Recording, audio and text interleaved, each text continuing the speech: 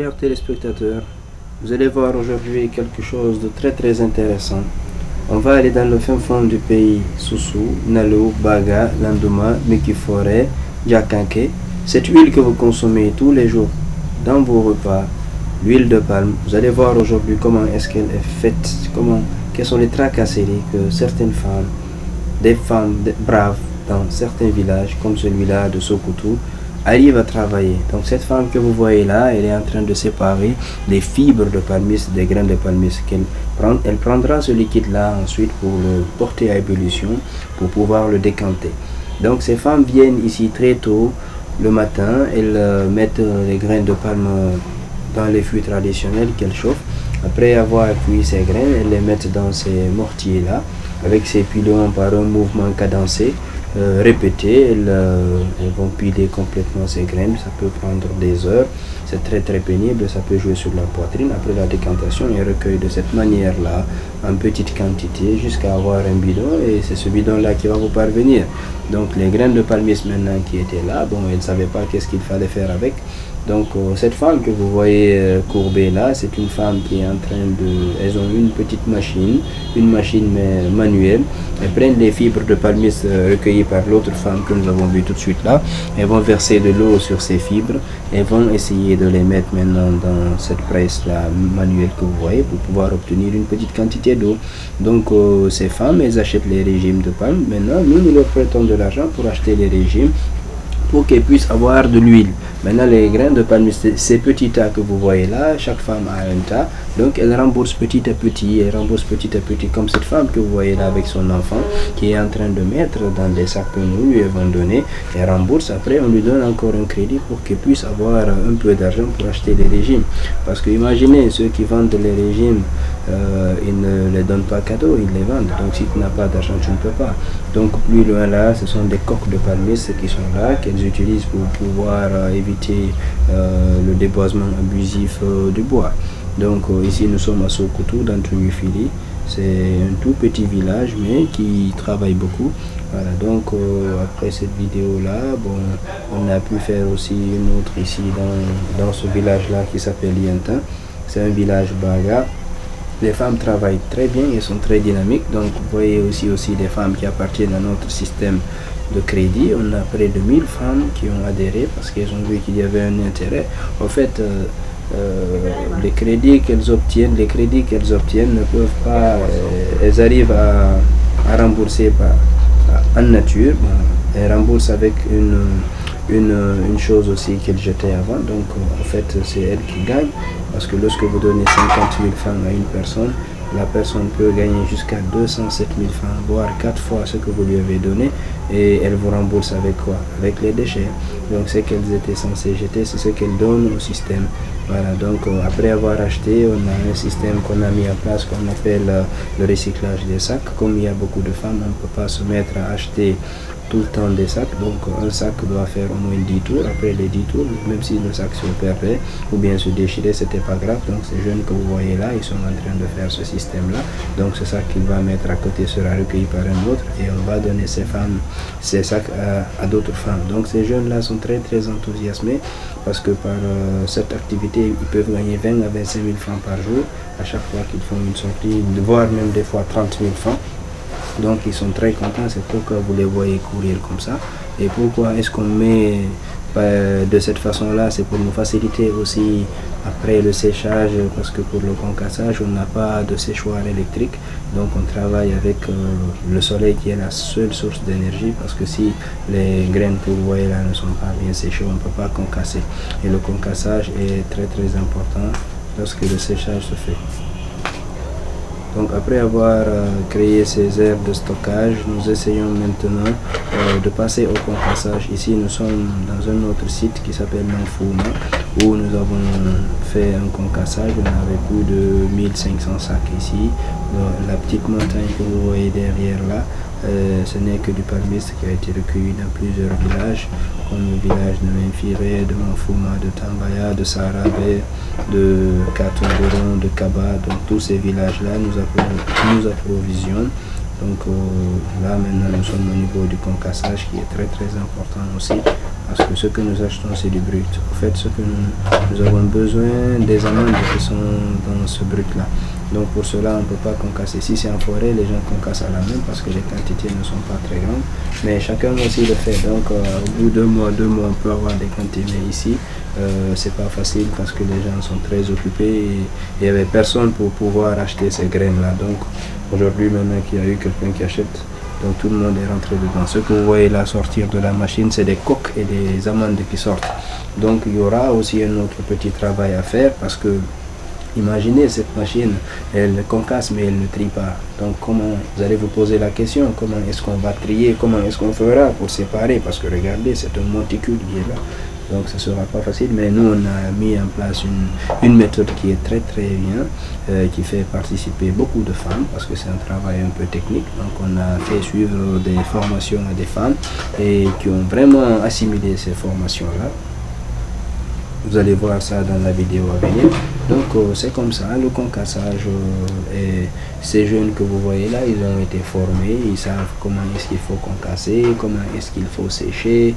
Bon, le séchage aussi a des degrés, parce que si vous séchez les palmistes jusqu'à dépasser les limites, lorsque vous les mettrez dans la machine va les mettre en poudre. Et lorsque c'est pas bien séché aussi, ça va complètement aussi les gâter.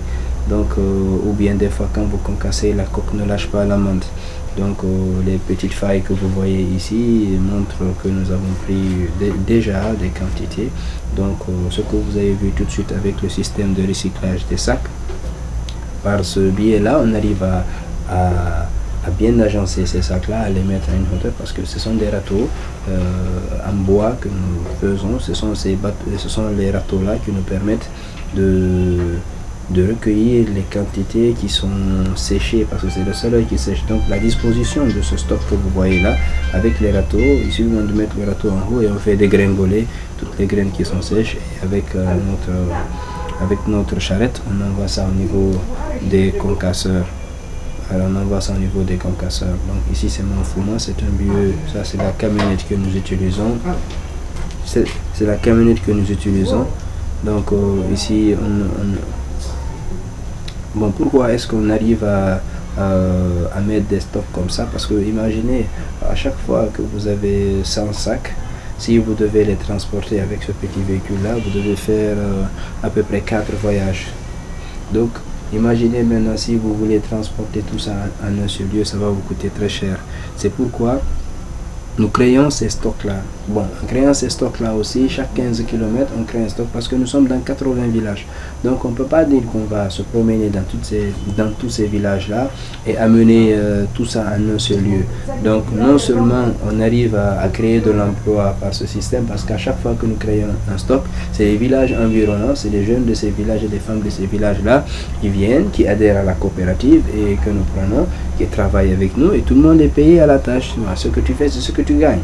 Donc là c'est des gens qui sont venus pour voir comment est-ce que ça se passe, parce que vraiment c'est étonnant, ils n'ont jamais vu des quantités si importantes de palmistes, parce que vous savez, comme ces palmistes là étaient jetés dans la nature, donc c'était pas facile de voir un amas si important de palmistes en un seul lieu. Donc les gens viennent de partout, ils sont complètement sidérés. Parce que, et puis bon, cette machine là aussi qui concasse, bon, pour eux c'était pas possible. Donc ces jeunes là, ils sont très dynamiques. Cette machine en 2 heures de temps, il peut vous faire 6 à 7 tonnes. Voilà, surtout bon, et ça aussi c'est en fermant un peu les vannes, parce que si vous ouvrez complètement, il y a certaines graines qui vont sortir sans être concassées. Voilà, donc après le concassage maintenant, il y a une phase qui est très importante que nous allons vous montrer tout de suite, qui est la phase de la séparation des coques des graines. Donc cette phase là aussi elle est faite par des femmes ainsi que des hommes. Voilà, donc l'outillage aussi est toujours artisanal. Donc nous sommes toujours en enfouma. Nous allons procéder à la séparation ici, parce que c'est ici que nous sommes en train de faire actuellement le traitement. Donc l'enfouma c'est le 3e site qu'on avait. Il y avait un à Kamsar, un à Koli à Sanamato et un ici. Bon, il y a d'autres aussi. Donc à chaque fois que nous finissons, comme nous avons qu'une seule machine, chaque fois que nous finissons, nous partons dans un autre site. Donc les femmes que vous voyez là, elles prennent les coques et les graines qui sont mélangées ici, elles les prennent pour les amener au niveau des femmes là-bas. Ça s'appelle la méthode de densité. On utilise de l'argile collante que nous essayons de mettre dans de l'eau pour changer la densité. C'est cette argile que vous voyez à côté des fûts là, et puis dans ce petit seau. Voilà, donc lorsqu'elles arrivent, elles attendent, elles laissent que les femmes leur demandent de les approvisionner en palmis et de coques. Donc il va regarder, il est en train de mettre, il va mettre parce que maintenant ces petits grillages que vous voyez là, ils permettent de recueillir les graines. Voilà, elle va toujours continuer à l'approvisionner. Voilà, elle met la main dans le fût par un système de petites rotations, là, de petites rotations. Elle va, vous allez voir, le corps le plus lourd va aller en bas, et ce corps là c'est les coques, et le corps le plus léger va flotter, ça c'est les amandes. Donc ces grillages là vont vous permettre de faire monter ces choses là, les coques, et puis faire monter aussi les amandes. Mais ces amandes là vont monter avec un peu de saleté, parce qu'imaginez, c'est la boue qu'on a utilisée pour faire monter ça. Donc il faut après nettoyer, parce que c'est cette boue là, quel que soit le lavage que vous allez opérer, ça ne pourra pas être propre. Donc il y a la méthode d'épuration que vous allez voir plus tard. Donc ce que vous voyez là sur des bâches, ce sont des graines d'amandes qui sont là, ce sont des amandes qui sont là sur des bâches qui doivent être séchées. Donc ceux qui concassent sont en train de concasser, ceux qui sont en train de transporter sont en train de transporter, ceux qui sont en train d'approvisionner et de faire la séparation sont en train de le faire. Ce travail commence de 9h jusqu'à 13h. Et ces femmes que vous voyez là, elles peuvent faire près de 3 tonnes par jour. Elles peuvent faire près de 3 tonnes par jour.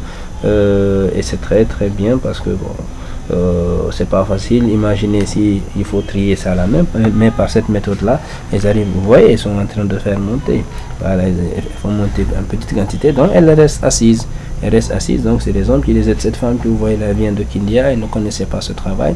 C'est ici qu'elle a eu la formation, et aujourd'hui vraiment elle excelle vraiment dans cette pratique là, et nous sommes très contents. Donc nous passons maintenant à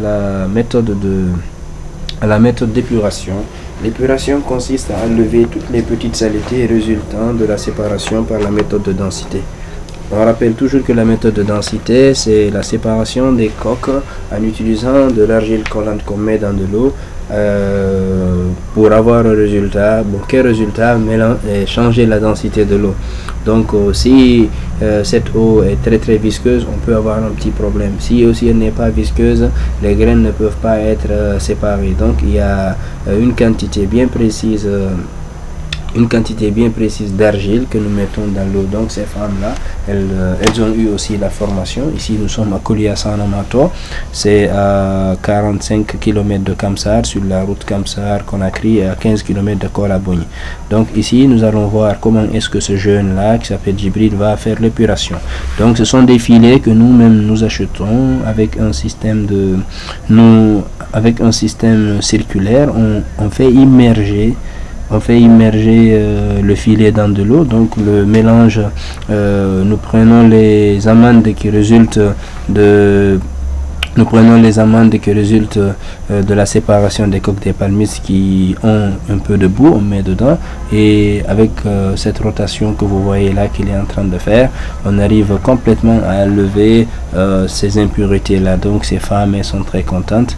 Bon, les vidéos ne sont pas très propres, mais quand même elles sont enthousiasmées. Il y a un climat de confiance qui est entre les travailleurs, donc tout le monde travaille. Donc en faisant ça, après ils recueillent petit à petit, parce que imaginez avoir 10 tonnes ou 15 tonnes à vanner avec des vents, c'est pas facile, mais avec ce système là on arrive à faire ça. Ce jeune que vous voyez là en bleu, c'est un conducteur de grue dans la compagnie Russal.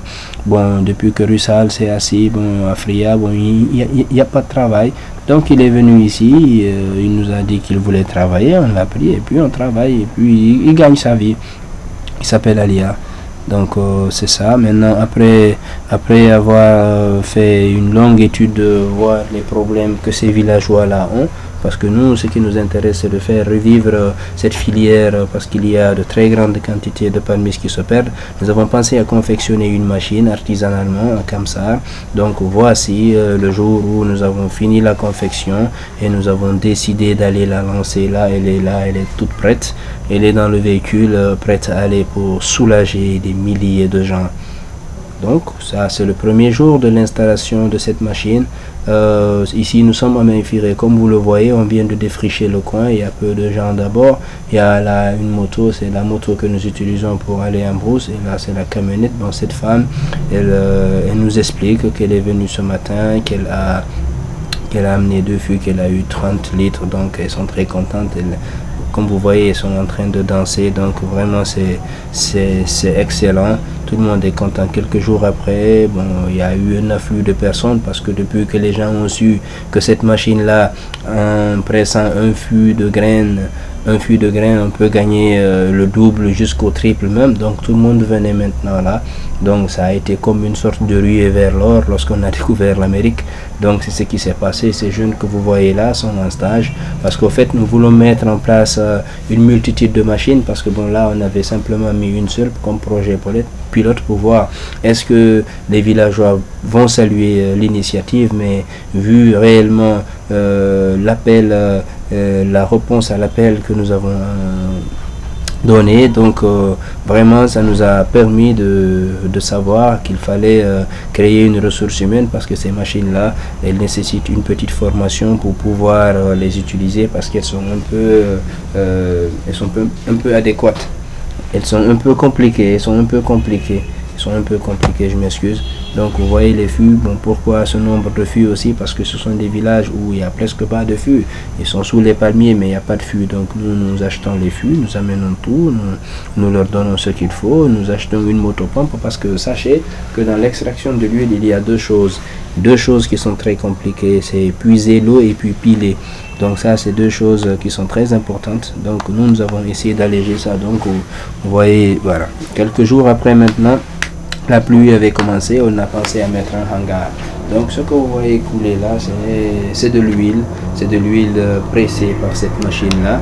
C'est de l'huile pressée, mais qui est un peu mélangée à de l'eau. Donc plus tard, c'est cette quantité-là qu'on va mettre au niveau du décanteur pour séparer l'huile de l'eau. Voilà, donc ça c'est des graines qui sont déjà passées par la cuisson. Voilà, ça c'est la machine en question. Ce que vous voyez derrière là, c'est le réducteur. Nous l'achetons avec des Chinois ici. Donc c'est presque le seul élément qui peut être peut-être importé, mais tout le reste est artisanalement fait ici. Donc les fibres et les coques qui vont sortir, on les remet encore dans la machine. Bon, parce que vous savez, il y a des gens qui ont déjà acheté des machines chinoises, mais ils ne savent pas comment est-ce qu'il faut faire pour avoir un grand rendement. Donc nous avons essayé d'expérimenter. On a découvert une chose, c'est qu'il fallait essayer de faire laver les fibres par la machine, parce que ce qu'une machine peut faire, ce que la machine peut faire, l'homme ne peut pas le faire. Donc lorsque nous pressons une seule fois, on essaye de ramener les fibres et les palmistes dans la machine. On remplit la machine d'eau chaude, parce que l'eau chaude fait décoller l'huile. Donc à chaque fois que la machine presse, il y a une petite quantité d'huile qui va sortir avec les fibres. Donc c'est pourquoi il faut ramener ces fibres là. Donc ce que vous voyez là, ce sont des fûts qui sont remplis de graines, qui attendent aussi à chaque fois que c'est fini. Il y a une équipe de femmes qui envoie. Ces femmes que vous voyez là, elles ne sont pas payées, elles sont là, sont les femmes du village, elles envoient leurs graines. Mais en plus de leurs graines, il y a les femmes d'autres villages aussi qui viennent avec des graines. Donc ces femmes-là deviennent des prestataires de services. Parce que toute l'huile qui sort ici, c'est gratuit. Regardez, cette femme, elle est en train de danser, elles sont contentes. Donc, ici, quand tu envoies un fût, tu as un groupe de femmes qui se mettent avec toi pour t'aider. Elles viennent, elles t'aident, après tu leur donnes les fibres. Maintenant, les fibres là, elles se les partagent. Ces fibres là aussi, elles prennent le résidu qu'on appelle kibite, qu'elles versent sur ces fibres pour pouvoir recueillir une autre huile aussi. Il y a des femmes qui peuvent gagner jusqu'à 10 litres par jour. Imaginez 10 litres, c'est 70 000 francs. Voilà, parce que le litre ici est vendu à 7 000 francs. Donc toutes ces femmes-là, personne ne leur dit de venir. Elles ne sont pas obligées, elles viennent d'elles-mêmes. Elles peuvent rester ici jusqu'à 5 heures du matin. Il y a d'autres aussi qui viennent. Il y a un système de rotation qui est là. Donc Vous venez à 4 heures du matin ou bien à 2 heures du matin ici, vous allez penser qu'il est midi ou bien 13 heures. Donc c'est comme une sorte de ruée vers l'or. Nous avons compris qu'avec les paysans, il ne faut pas les forcer, il ne faut pas leur dire venez travailler, non, non. Essayons de créer simplement des conditions de travail. Donc, vous voyez là, des tôles, c'est un hangar qu'on a conçu pour eux parce qu'en période hivernale, c'est la période où les palmiers aussi mûrissent très bien. Donc, c'est pendant cette période aussi que les gens travaillent. Donc, s'il n'y a pas un hangar pour éviter que la pluie n'éteigne le feu, parce que dès que le feu est éteint, imaginez où on fait près de 60 fûts ou bien 50 fûts par jour. Dès que le feu s'éteint, ça peut mélanger le processus. Donc, demain, vous aurez des problèmes parce que toutes les femmes qui viennent, elles espèrent vendre, récupérer leur huile pour vendre au marché. Par exemple, à Toulouse ici, nous avons 2 marchés. Il y a le marché de jeudi et le marché de samedi. Donc, les femmes s'arrangent à vendre samedi et jeudi, pour qu'elles puissent acheter leurs vivres. Et les gens ici, ils ont beaucoup de problèmes parce que, imaginez avant, les gens, lorsqu'ils font l'extraction de l'huile, ils ne pouvaient gagner que 20 litres. Mais aujourd'hui, avec la variété Ténéra par exemple, on peut gagner jusqu'à 60 litres. La variété Duradeli, on peut gagner 50 litres. La variété Sauvage ou bien Dura, on peut avoir jusqu'à 35 litres. Donc, ça a permis d'augmenter un peu le revenu. Donc, cela a joué beaucoup de rôle sur la popote et puis même la cohésion parce qu'il y a beaucoup d'hommes aujourd'hui qui sont très très contents. Vous venez dans ce village, vous ne verrez aucune femme. Il y a même une personne qui est venue une fois dans l'hôpital, il n'a vu personne. Il vient, il dit, ah, mais qu'est-ce qui se passe? Il dit, mais que c'est très bien, parce que si dans le village tout le monde est occupé, donc ça veut dire qu'il n'y aura plus de délinquance. Et là, nous avons plusieurs ethnies qui se rencontrent ici. Donc, il y a un comité de réception qui est organisé par les hommes, parce qu'on ne peut pas laisser les femmes simplement comme ça. Donc, il faut qu'il y ait quelques hommes aussi pour les diriger. Donc, ces hommes-là réceptionnent, et lorsqu'ils les réceptionnent, ils partagent les graines de palme aux différentes femmes qui sont là. Et à d'autres, même lorsqu'une femme les aide, ils arrivent à donner jusqu'à 5 litres aux femmes qui les aident. Donc, il y a des femmes qui arrivent à avoir par mois jusqu'à 8 à 10 bidons. Imaginez 10 bidons, et chaque bidon c'est à 140 000. Voilà, donc ça c'est une norme qui est là. Ce que vous voyez là, c'est du palmiste brut qu'on a obtenu. Donc ce palmiste qui devait être jeté en brousse, aujourd'hui nous sommes en train de faire converger ces graines-là. Parce qu'imaginez, en Basse-Guinée, il y a près de 300 000 tonnes qui se perdent chaque année de palmiste. Et c'est une matière première très très importante qui rentre dans le domaine même sanitaire parce qu'on fait le savon avec. Et c'est du biocarburant. On peut, la poudre aussi qui résulte de l'extraction de l'huile de palmiste est utilisée par les éleveurs, par ceux qui ont des porcheries, ceux qui font de la pisciculture, l'élevage des poissons et ceux qui font aussi l'élevage des poulets. Maintenant, si toutes ces quantités-là sont abandonnées en brousse, vous voyez un peu ce que ça fait parce que à chaque fois que vous passez d'une étape à une autre, ça demande une forte main-d'œuvre, donc ça crée l'emploi. Donc, laisser ces graines-là en brousse, vraiment, c'est laisser de l'argent en brousse. Qu'est-ce qu'il faut faire? C'est de nous accompagner ensemble pour qu'on puisse vraiment faire sortir toutes ces quantités-là de ces brousses pour pouvoir satisfaire toute la population guinéenne. Donc, ce que vous voyez devant vous là aussi, c'est un amas. Bon, cet amas-là provient d'où? Ça provient des autres sites, des autres villages dans lesquels ce palmiste-là aussi était jeté. Et l'adhésion massive de ces femmes au système de crédit et qui vendent aussi. Parce qu'imaginez aujourd'hui, ce sont ces graines-là que les femmes vendent pour acheter des régimes. Ce sont ces graines-là qu'elles vendent pour acheter comment on appelle ça, pour acheter des semences de riz. Donc c'est très très important. Aujourd'hui, c'est devenu vraiment une richesse. C'est devenu vraiment une richesse. C'est devenu une richesse par ça. Ils peuvent satisfaire beaucoup de leurs besoins. Donc aujourd'hui, il faut que les gens sachent que c'est pas facile. Parce qu'imaginez une personne qui arrive à cultiver du riz, le riz n'est pas prêt, elle arrive à s'aimer des arachides ou bien à faire du maïs, c'est pas prêt. Donc au mois d'août, avec la période de soudure, on a les palmistes, donc ils sont devenus maintenant de l'argent. Tout le monde le cherche, même les hommes sont rentrés dedans. Donc c'est très important de signaler cela. Donc ce terrain nous a... Bon, c'est le village qui nous a prêté ce terrain parce que le village fait partie maintenant du projet. Donc nous voulons développer beaucoup de choses ici. Nous voulons développer, le village aussi espère beaucoup à nous parce que dans ce village, vous allez le voir tout de suite par le témoignage d'une femme qui va nous expliquer. Ils ont beaucoup d'enfants ici, mais il n'y a personne qui est scolarisé. Les enfants ne vont pas à l'école parce que les écoles sont très éloignées et puis il n'y a pas de centre de santé aussi, donc c'est pas facile.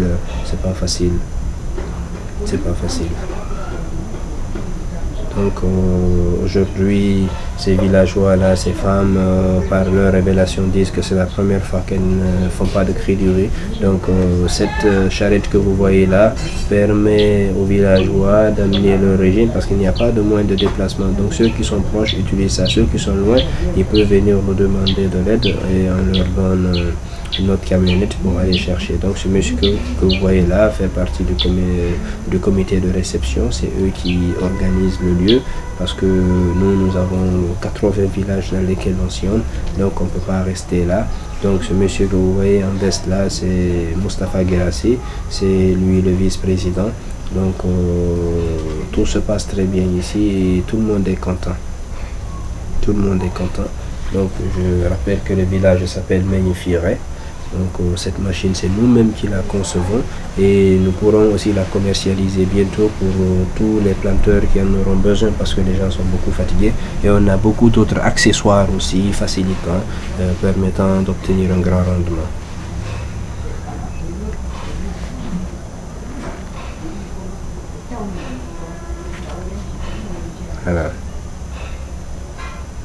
Voilà, donc là c'est des fibres qui sortent. Donc cette femme, elle va un peu nous expliquer les problèmes qu'ils ont ici. En fait, ce qu'elle veut nous dire, que ici elles n'ont pas d'autres moyens de trouver de l'argent. Bon, elles ne sont pas salariées ici, mais le travail qu'elles font ici, le travail qu'elles arrivent à faire, leur permet de subvenir à leurs besoins. Donc là, on était avec une ONG qui était venue faire une évaluation du projet. Donc on leur a dit de poser directement la question aux femmes pour qu'elles-mêmes leur disent avec leur propre bouche est-ce que le projet a été d'un impact réel ou pas. Donc dans ce village-là, cette femme, elle nous explique que le problème d'école, parce qu'ils ont des enfants, ils aimeraient que leurs enfants soient aussi réellement des gens demain. Ils aimeraient que leurs enfants puissent connaître leurs droits et devoirs. Donc elles ne savent pas comment est-ce qu'il faut faire parce que s'il n'y a pas d'école, on ne peut pas. Bon, ici c'est la brousse. Elles ne peuvent pas laisser leurs enfants partir, dans ces brousses pour aller dans des écoles qui sont très éloignées. Donc elles préfèrent les garder. Mais elles-mêmes, elles savent que les garder à la maison n'est pas la solution. Parce que celui qui sait et celui qui ne sait pas ne sont pas les mêmes. Ils sont comparables, comme l'aveugle et le voyant. Donc elle souhaite aujourd'hui que cet endroit qui a été ouvert pour elle soit vraiment bien équipé et que les moyens de déplacement aussi soient cherchés pour que toute personne qui aura des graines de palme, toute personne qui va se fatiguer à obtenir des gens pour l'aider, elles sont prêtes à l'aider parce que c'est dans ça qu'elles vont gagner aussi leur subsistance. Donc c'est à peu près le message là qu'elle a envie de lancer à tous ceux qui peuvent écouter ou bien entendre, voir cette vidéo là. Donc là nous sommes avec les autorités du village, nous sommes avec le chef de village, avec l'imam qui répondent aux questions d'une ONG Amédar, Association Média pour le développement rural, qui est venue mandater, bon c'est une ONG accréditée par l'ambassade américaine. Donc elle est venue demander des informations sur le suivi ainsi que faire aussi l'évaluation du projet que la coopérative client d'agriculture et de prestations est en train de piloter. Le projet s'appelle Village Bien-être. Donc en gros, le chef de village va leur dire que réellement ce projet-là a eu un impact très important. Un impact important parce qu'aujourd'hui les femmes gagnent beaucoup d'huile et dans ces villages, j'aimerais que vous sachiez aussi que les femmes ont une importance très très grande parce que c'est elles qui participent beaucoup aux dépenses, familiales. Elles aident beaucoup des hommes dans les dépenses. Donc les hommes travaillent champêtre, mais elles font assez de choses pour pouvoir faire un complément pour les achats des vivres. Donc avec ce système-là, ils arrivent réellement à aider les hommes et les hommes vraiment ils saluent cette initiative. Mais le chef de village aussi réitère, comme l'a dit cette femme-là plus haut, que le problème d'école, le problème aussi de centre de santé, vraiment leur est cher parce qu'ils aimeraient que leurs enfants apprennent. Mais comment faire remonter ces informations? Donc ils comptent beaucoup sur la coopérative pour pouvoir les aider. Si la coopérative ne peut pas avoir les moyens de le faire, mais ils sont sûrs et persuadés que la coopérative peut aller taper la porte au niveau des bailleurs de fonds pour que eux aussi puissent avoir des enfants qui participeront demain au développement de notre pays.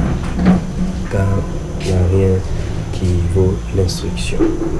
Donc eux, les hommes ici, ils font la culture maraîchère, donc ils vont souligner un peu les petits problèmes qu'ils ont concernant l'obtention des intrants comme les engrais ainsi que certaines semences qu'ils ne peuvent pas avoir. Donc si l'ONG ou la coopérative guinéenne d'agriculture et de prestation peut être une cause pour eux d'obtenir ces intrants-là, pour obtenir ces intrants, espérant les aider à avoir de très grands rendements. Vraiment, ils seront très très contents.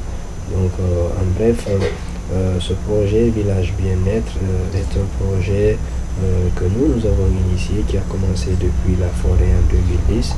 Donc, ce projet aujourd'hui a permis au village de Rundoni, de Bologna, au village de Daimoin, au village de Gekedou Centre, de pouvoir faire ce qu'on appelle la contre-saison.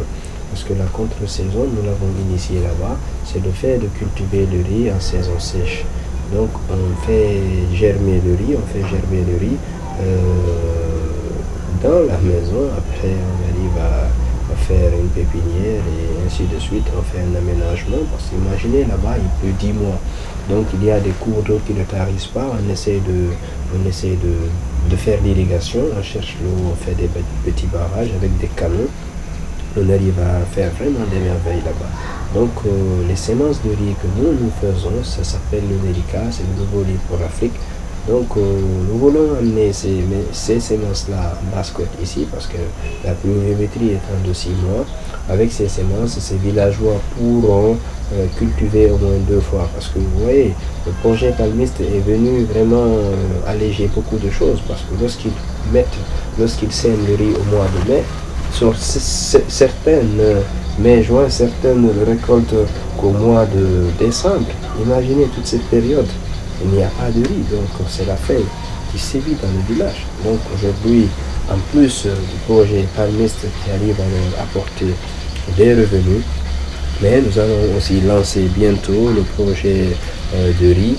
On va leur fournir les semences de riz et leur donner des formations en technique d'aménagement et en technique de pré-germination pour pouvoir travailler, parce qu'il y a des bas-fonds ici qui ont de l'eau. On va faire aussi des aménagements, ça fait partie de nos perspectives. Donc toujours, pour conclure, nous sommes jusqu'à Trimifili, mais l'année prochaine, pour 2014, on compte attaquer Koba et aller comme ça jusqu'à attaquer toute la Guinée. Car la Guinée est une famille et nous voulons sortir les Guinéens de cette faim sévère. Merci vraiment.